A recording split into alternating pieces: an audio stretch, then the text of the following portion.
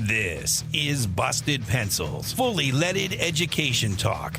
Here are your hosts, Dr. Tim Slecker and Dr. Johnny Lupinacci, educated educators talking education. Yeah, that's what we love to do here. It's Busted Pencils, fully leaded education talk. Educated educators talking education. 1 full hour, Busted Pencils across all civic media. Everybody out there, you're listening. We appreciate you. Dr. Johnny Lupinacci, producer Jess, my two friends. Johnny, how you doing? Man, doing great. You know, it's break from teaching over these holidays. And so, hey, listeners, teachers out there, hope you're getting lots of rest and reset in because, you know, pretty soon we're coming up on that get back to the classroom vibe. So, you know, I'm soaking up all that rest in and lots of ideas spinning around in my head for teaching next semester. So, you know, it's always exciting to be here with the listeners on Saturday. And Tim, our guest today, we've been reading, and this is right up both of our alleys. Tim, he'll introduce our guest in a minute, but he sent me a book a couple of weeks ago. He said, Johnny, you got to read this. This is the stuff we're always teaching and talking about. And Tim, you couldn't be more right. So I'm excited for our conversation today. Yeah, absolutely. And Jess, what about you? What's going on in your world?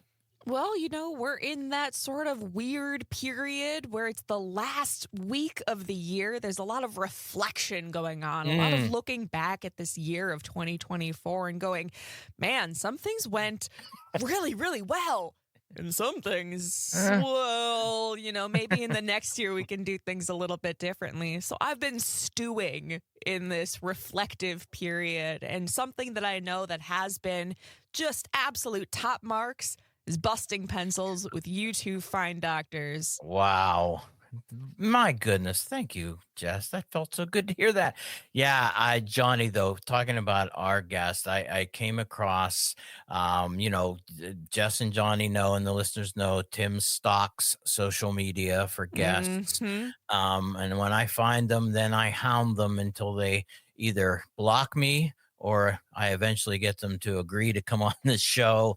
And I just saw our guest out there posting some interesting replies to some people, and then got him on LinkedIn, and then saw the book, and then, man, we had this conversation. Let's get him in here, though. He is an educational provocateur, learning environment specialist, an advocate for equity and progressive education. His nonlinear journey spans from struggling as a dyslexic student to becoming a studio art major, NYPD detective, and eventually an expert in K-12 education transformation. He is the author of the new book, Designed to Fail. Welcome to Busted Pencils, Ira David Socol. Hi, Ira. How you doing? I'm good, Tim. And Johnny, thank you for having me. I know that my personal journey is interesting, but I think that gives me a lot of commonality with a whole lot of the students who are on the schools today, whether their lives have been really interesting up to this point or will be in the future. Well, I think about that. You know, one of the things Johnny and I always try to bring to the show is this idea of connection to the students. You know, we refer to ourselves as the blue collar scholars. Johnny growing up in Detroit, me growing up in Pittsburgh, you know, doing that kind of, you know, really recognizing that guess what? There's a whole lot of kids out there that typically sometimes might find school challenging.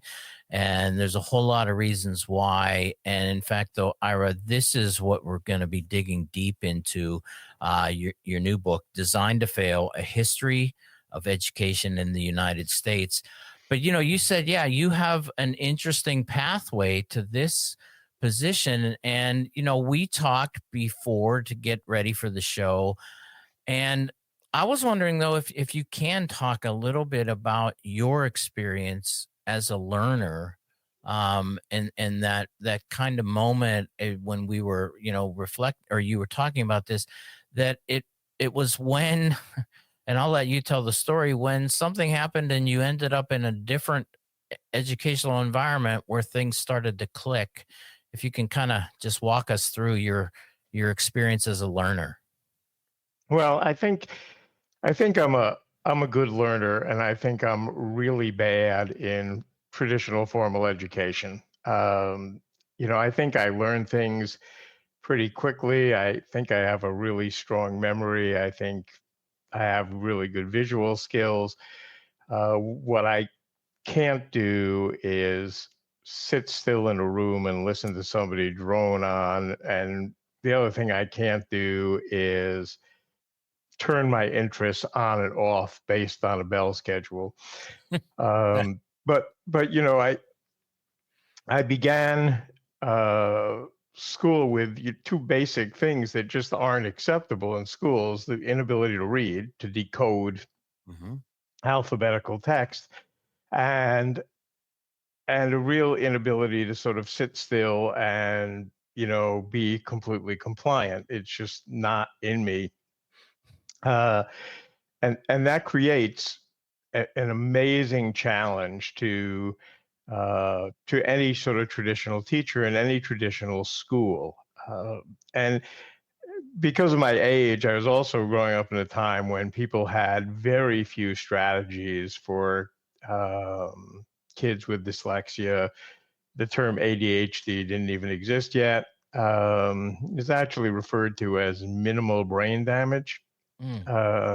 And I did have, and I try to express this to people, there were educators who tried to do things, but there was nothing that was going to smooth out the system that just didn't work for me. And when things went really bad in middle school, and they went really, really bad, and I was told that I was going to an alternative high school, which, usually carries a certain connotation, but I had this moment of luck in my life, which hadn't always happened up to that point.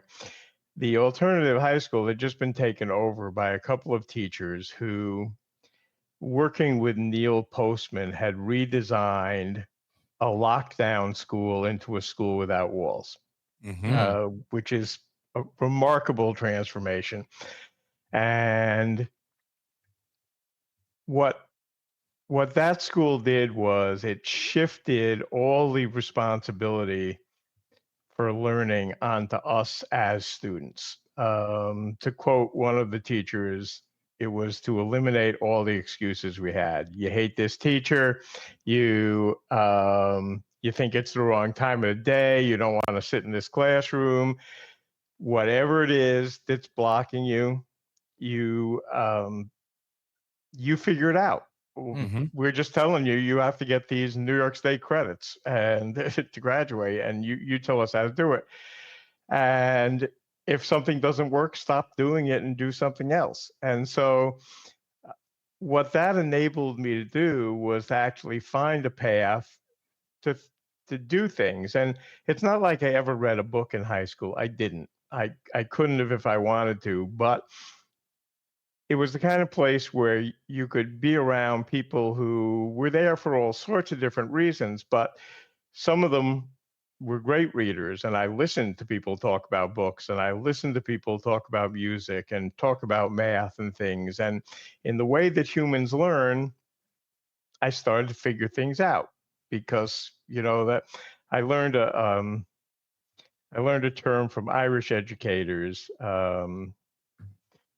about aspirational peers. We learn best from other kids.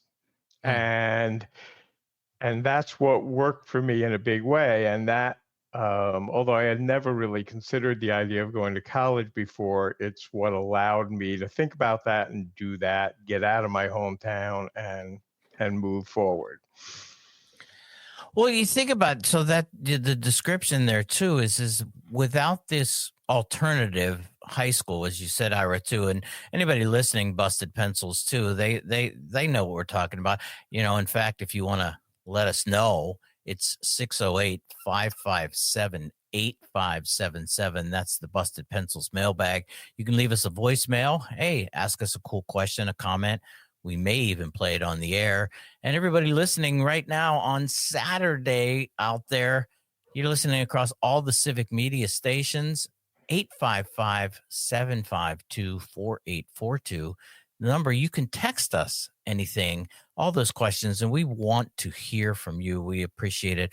We have our guest, the author of Designed to Fail, Ira Socol, kind of remembering what it was in that experience as a learner in schools, and finally getting into an alternative high school, and the reality, a school without walls, putting the responsibility of saying, here's what it takes to get out of here.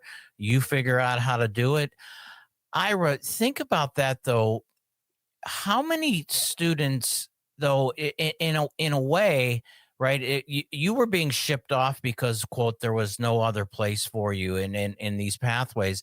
How many students does this happen to? Yeah, Johnny pushed out, right? I hear this. School, it isn't set up, and I see, man, we're going long on our first segment, so before I put out a kind of a twisted question that leaves somebody out there to go, it just reminds me though too, and I remember when I was the dean of the School of Education at Edgewood College there in Madison, Wisconsin. One of my most powerful moments was when the Madison Metropolitan School District principal for, quote, the alternative high school invited me to bring future student teachers for the possibility that they might do their student teaching in that school. And it was, again, that experience. It was that alternative. You had students there. Their role, their responsibilities were to, here are the credits, here are the requirements. And the teachers and the principal there just really allowed that type of freedom that those students thrived in. And I remember having those conversations, particularly with the students and then my future teachers, who absolutely decided that, why doesn't school look like this all the time? I think that's the issue that we're going to be talking about. The book is Designed to Fail. The question, though, Ira, were schools really designed to fail? Really? It's the history of American education. It's Busted Pencils, fully leaded. We'll be right back.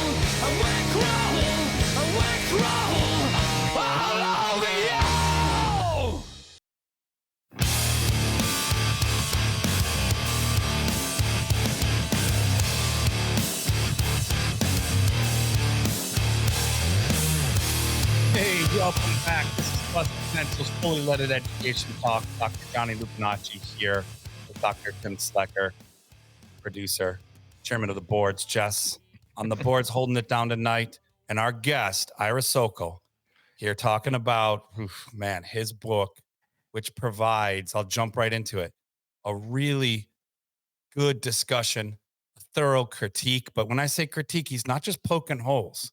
It's kind of answering questions and posing questions about, if we know things aren't going that well in schools, why do we keep doing them? Right. And so there's a long history of this in American schooling. And so getting into it, we started to jump into it last section, but I wanted to come back around to it and ask you, Ira, to kind of just break it down. This you set up such a wonderful critique of what you were sharing, you called traditional education, and on the show, I'll often talk about schooling versus education, and that we know schooling. And for most kids, right, you have to really kind of adhere to a system of compliance, all the things you write about in your book. You have to fall in line, or it doesn't work for you. You're pushed out. And you shared one of those stories for you. You were pushed out to a place where some educators were working really radically different than schooling. And they found ways to engage you and to have you, formally in a setting, although it was called alternative, be a learner and partake in education. So I just wonder if we get into that a little bit for our listener. We're talking about, the history of American schooling so dominantly. What Ira shared is traditional education. but can you give the listener a little bit about like just the nuts and bolts? So what do we mean by this? Doing things the way we've always done it. Well, Johnny, I think the first thing that we've always done is that school has always been built primarily around compliance, Mm, and that's very, very intentional because public schooling in this country began when uh, this country faced its first flood of immigrants who were different, who didn't speak English, who were not Protestant, um, who didn't have that work ethic that people, that has been part of our myths for a very long time. And the purpose then was to sort of integrate them into a society. It even goes back way before we really had public schools. And the revolution had people talking about, developing citizens who were part of a machine. So it's always been a compliance driven thing. It's never been about learning, and it has always flown in the face of the way children actually learn. Children learn by imitating, they learn by their own curiosity, they learn on their own timetables, and they learn with the way their individual brains work. And that's never been a priority. So schools are based on an economic, uh, an economic and political agenda, which says that we need compliant citizens, and we need people who will be okay working for low pay, doing meaningless jobs. And if you think about what kids actually learn in a traditional classroom, that is what they learn. I say a lot that kids really don't pay any attention to anything we say as adults. Mm. What they pay attention to is what we do and how we behave. And so what we teach kids is that it's perfectly okay for us to interrupt them anytime we feel like, whether it's by changing subject areas or making announcements over a PA system. They tell us that totally boring work is somehow preparation for life. We should, do 50 of these same math problems. We tell them that their curiosity doesn't matter because we're going to ignore them because that curiosity interrupts our lesson plans. And what that leaves us with is kids who either get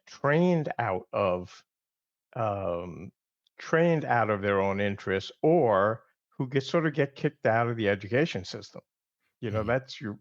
That's your choice. And the fact that that's continued pretty solidly since the 1840s, despite all sorts of people attempting to change it, speaks, volumes. And I think most closely expressed by, I have a quote in the book from a Texas school superintendent who's most famous for suspending a kid for having black hair, who said, to be an American is you have to be compliant. I mean, that's the belief system that drives it all. Boy, with that though, too, Ira, I mean, the indictment there too is really powerful because when we start to then say like, why are things the way they are, and why do we keep repeating things that quote don't work? I wonder though too, what we do here on Busted Pencils when we're talking about fully leaded education talk, and we have great guests like Ira Socol and talking about his book Designed to Fail, that we know it doesn't work, but we, Ira, they don't care about me, you, Johnny, Jess. We aren't part of the system. And in fact, as you said, all the attempts, whether it's Dewey or anybody who's tried to change this system, we're not part of the we, and the system is working just fine. It's working just perfectly, and any attempt to take down that system gets met with an incredible, powerful status quo resistance that absolutely has time and time and time and time again said, no, schooling is about making you compliant and go in and take your part in this economic system that is driven to actually your job is to go out and get a job, but to keep wealth and power in place as it is. Well, and just, very quickly, if you go to schools for rich kids, say St. Anne's in Brooklyn or think places like that, you will see a completely different education system. Hmm. The people being educated to be the leaders are getting a completely different kind of education. They are getting that freedom to think and freedom to move, because the people with power and wealth know that's what works and that's what they want for their kids. They want something different for the rest of us. Hmm. It's Busted Pencils. It's fully leaded education talk. Our guest, Ira Socol, his book, new book, brand new. Get it out there. Or order it. Designed to Fail: A History of Education in the United States. We're talking about this. In fact, Ira, I want to put this question before we go to the break. We want to get into this history because I have to admit, you made me acquainted with a new character, Elwood Patterson Cubberley, as somebody that if we're studying the history of American education and why it is the way it is, boy, what a person this person is. More when we get back. Busted Pencils, fully leaded.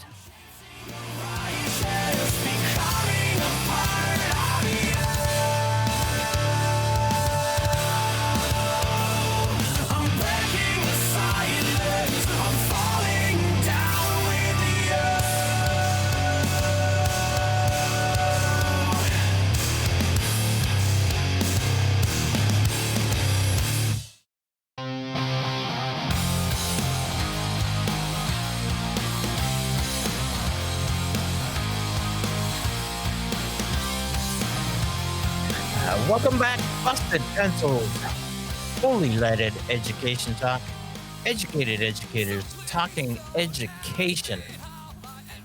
Tim, we'll always ask you how. That's Tim McElrath, Rise Against. We love that. Just always bringing us the best bumper music. Every time you address Tim McIlrath, I have a moment where I'm like, Tim is talking in the third person again.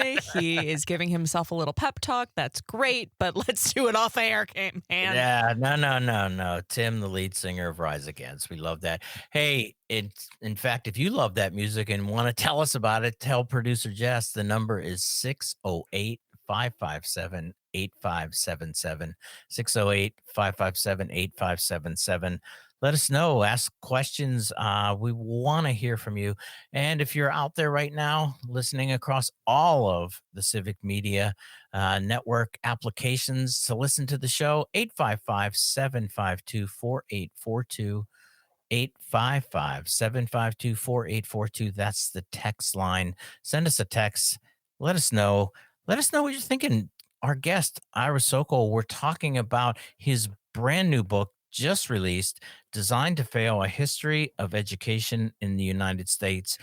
I left you, though, with, and we're not going to spend a lot of time, but this person that you introduced me to, Elwood Patterson Cubberley, just a little bit on his impact on designing the system that, in one way, we still have.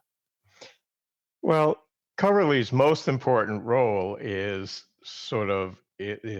creating the myth that this Right. was an inevitable system and the natural way that we would work.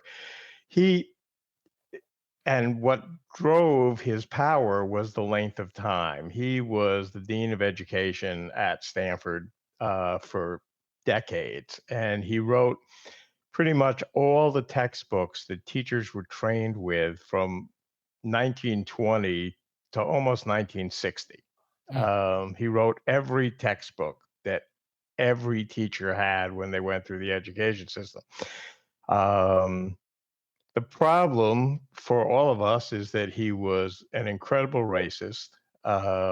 He was a eugenicist. Uh, he believed in natural superiority of certain people and natural inferiority of everybody else. He, when we got toward World War II, he turned out to be quite the fascist on top of it. He was a very big Mussolini fan. So you have somebody doing this. And what he did was he sort of rewrote the history so that he eliminated all the people who were challenging these ideas. So you never hear about people like William Alcott, who in the 1830s and 1840s was really pushing for child-centered education. And people like Ella Flagg Young, who, sort of ran the school that John Dewey studied, and ended up being the first female superintendent of those schools in Chicago, and all the other people who tried to do very different things. He wiped them out of history, so there was only one narrative going. And one of the things that's happened in the years since then is, though in the 50s there was a rising tide of criticism against him, except for John Taylor Gatto, everybody else writing the history of education has forgotten him, completely left him out. And when you leave somebody like that out, you leave out the cause of what we're doing. And I pick on all the professors from Stanford because they're in a building that Coverly paid for. When they go downstairs to have lunch, they eat in the Coverly Cafe. He was this dominant guy, but they never write about him. They never talk about him. And it's that myth that this is the norm that's so dangerous, because Americans, as they do in most other things, don't compare themselves to other countries. They don't look at what other people are doing in different ways. I always laugh when people say, well, kids can't learn to read by sight word recognition. And I say, gee, I wonder how everybody in China figures it out, you know? But, we don't think about any of those things. So we don't look at any alternative ideas because we believe this is the natural, logical evolution that's brought us here. And that's clamped down on the other narratives that talk about how we build a different kind of citizenry and a different kind of economy by developing different kind of learners who can trust their own abilities and curiosities. Well, you talk about that though too in the book. I mean, there are you kind of hinted, but there has been a push against. You say, if a counter to this very sterile kind of compliant, stay in your place type of education. How as we're looking here now, thinking about that, I mean, are we due for another one?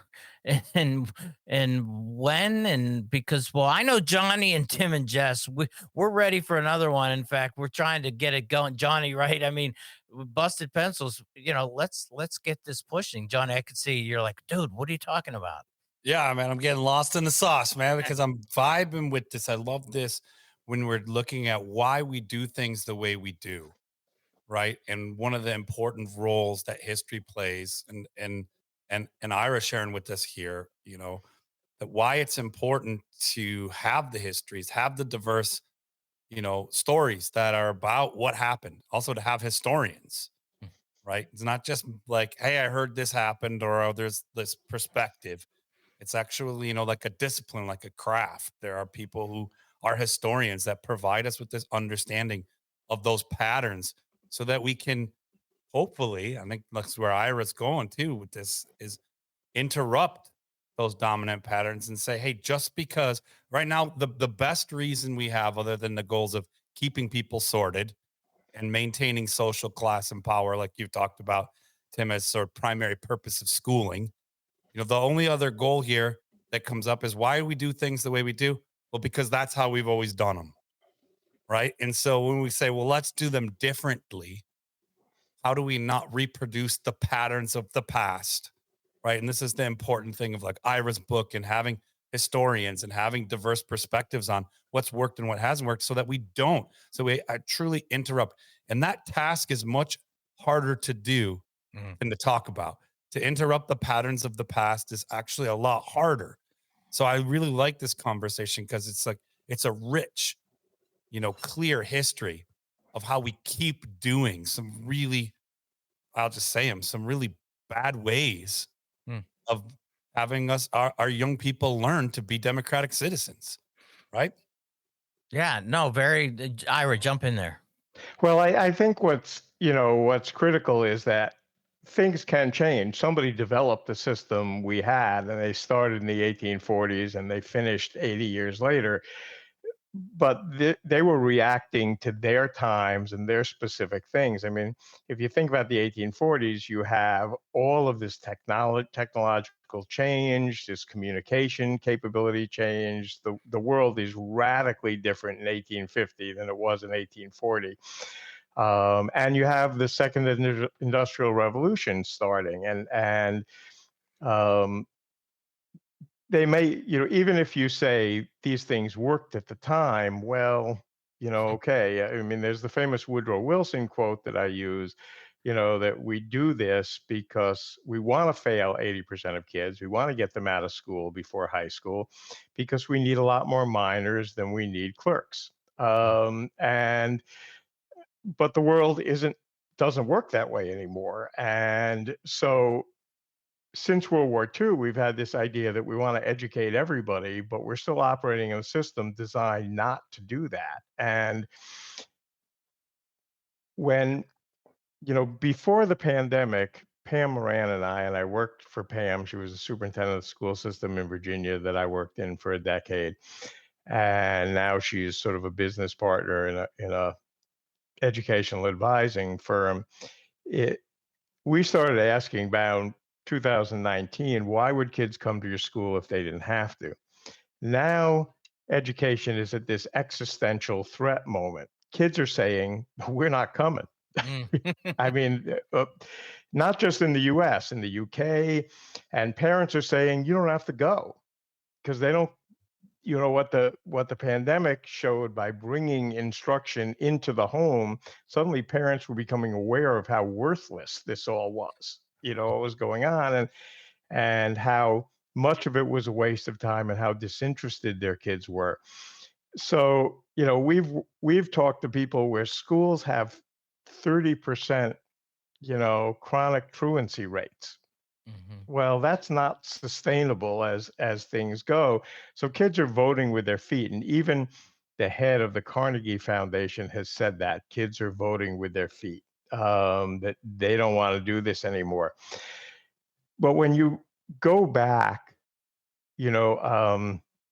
all the way back to William Alcott, who said classrooms should be filled with distractions that would get kids interested, that the garden outside was more important than the classroom, that nobody should really be asked to stay in their seat for more than 5 minutes straight.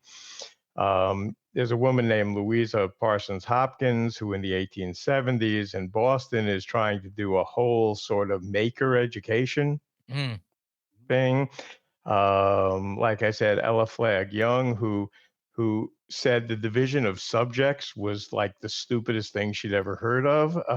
Why would you do this? People fought wildly against educators, teachers, superintendents, principals fought against the whole idea that you divide kids up by age.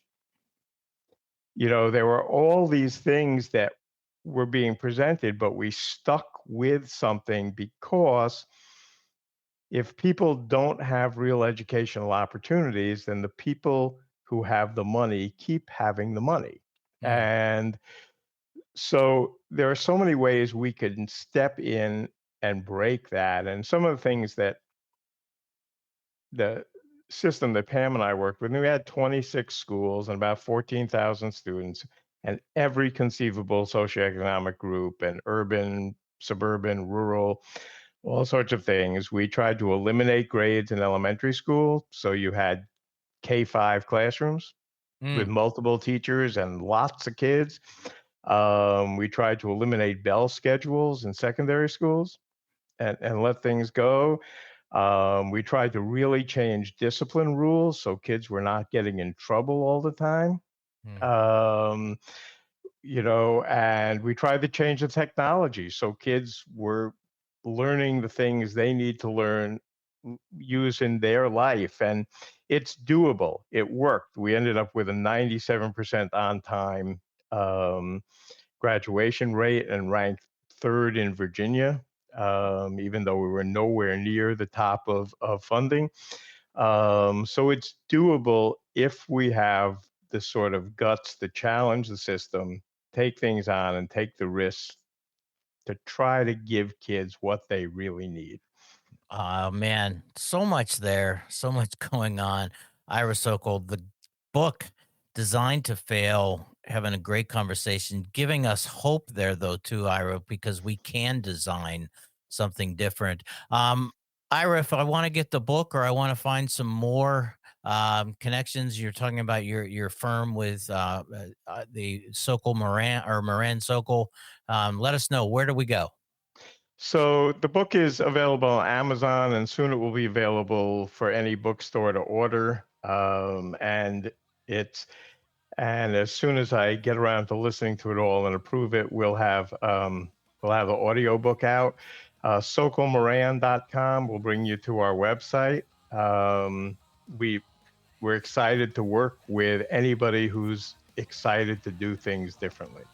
Thank you so much for busting pencils, Ira. Thank you for having me. It was wonderful. Johnny and Tim breaking it down when we get back. This might be our only chance. Let's take this one day at a time. I'll hold your hand if you hold mine. The time that we kill keeps us alive.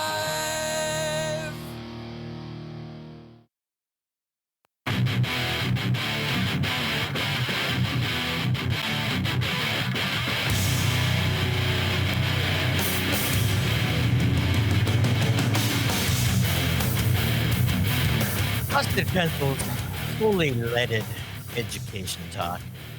Educated educators talking education. What a great interview, Ira Sokol. What a great book, Designed to Fail. Johnny, I mean, I know what Ira was talking about had to just resonate with you. Well, absolutely. Like I was saying before, I mean, it's so important to understand the history, right? And to understand why things are the way they are. And I really appreciate Ira's point too. It's so important. And it's why texts like the book he's written and is sharing and these conversations are so helpful in this moment, is because you get stuck and you say, why do we keep doing things the way we do them if we Mm-hmm. know they don't work? Well, here's the thing that's really important about what Ira is sharing and like these stories that he's telling in there as a historian is people have known better and done better Mm-hmm. before. We don't need to, for lack of better words, we don't need to invent anything. There's no new tech. There's no new like novel idea or discovery.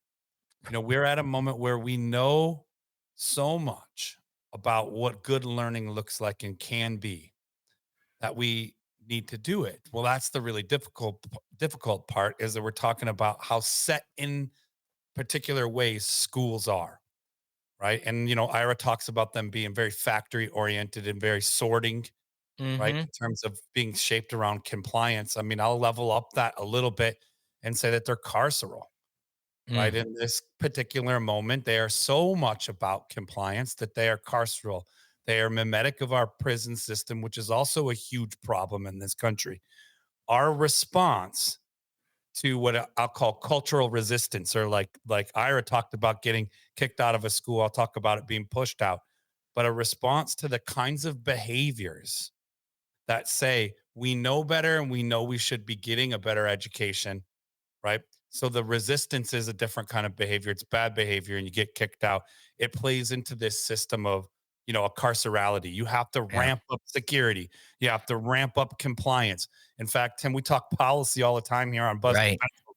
Well, you remember all the zero tolerance laws Yeah. that came both in both Democrat and Oh, Republican yeah. administrations, right? The response to young people saying this isn't working for us and their behavior, all behavior is a form of communication. We can talk to Teacher Hallie and Teacher Joanna, Yeah. I was just thinking that. right? But all of that cultural resistance, aka also known in traditional schools as bad behavior, all that cultural resistance, right, is a loud cry saying enough is enough. We need to do things differently. And I love when we can talk to folks who say, and guess what? We don't need to invent it.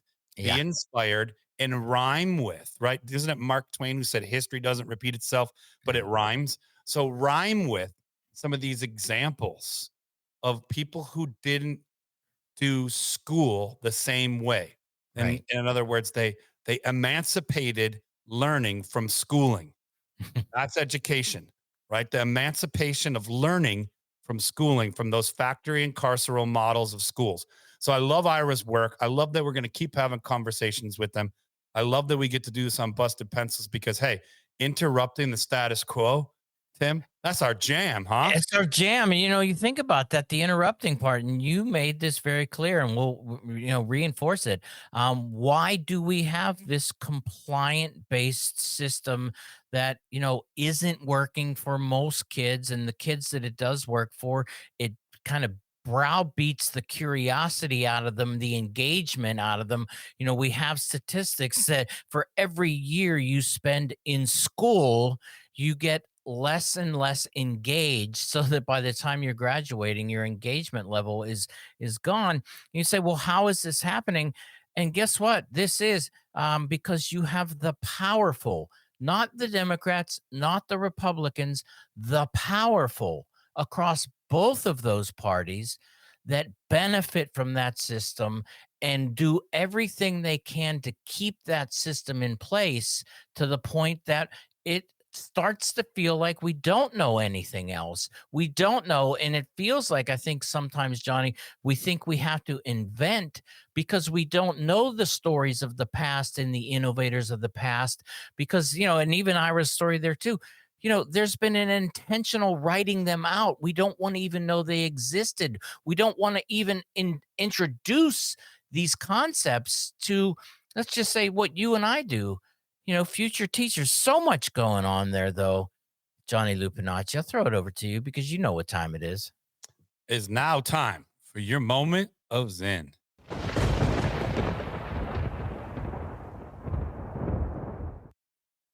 The rule of law does not do away with the unequal distribution of wealth and power, but reinforces that inequality with the authority of the law. It allocates wealth and poverty in such complicated and indirect ways as to leave the victims bewildered.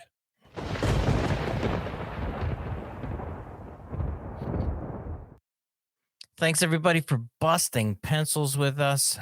Again, thank you, Ira Socol. Great book. Love it. Designed to fail. Make sure you have the opportunity to go out, get that book.